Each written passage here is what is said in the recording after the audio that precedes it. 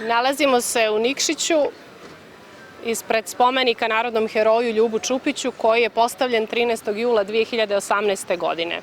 Rad je vajara Zlatka Glamočaka. Narodni heroj Ljubo Čupić uhvaćen je u aprilu 1942. godine od strane Italijana i četnika i striljan 9. maja 1942. godine pod Trebesom. I upravo njegovo herojsko i hrabro držanje,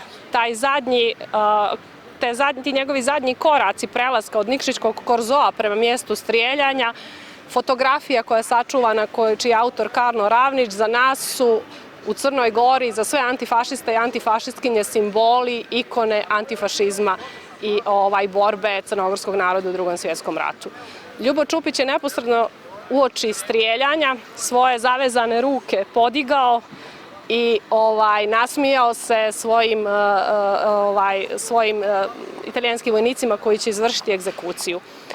Iako je ovaj spomenik sa stanovišta umjetničke vrijednosti izazivao dosta polemike u vrijeme uoči nastajanja postavljanja, da li je njegovo mjesto adekvatno na ovom trgu, da li je umjetničko rješenje apsolutno zadovoljava ono što znamo sa fotografije, on je postao simbol u današnjem Nikšiću oko kog se okupljaju građani Nikšića, ostalih crnogorskih gradova i na neki način više znamo o Ljubu Čupiću, više je mladih ljudi koji želi da sazna, koji ne znaju i stoga je za nas izuzetno važan kao jedan od tih repera antifašizma i kao jedan od rijetkih spomenika koji je podignut u vremenu nakon obnove crnogorske nezavisnosti nakon 2006. godine, a koji se odnosi na Drugi svjetski rat i antifašističku borbu u Crnoj Gori.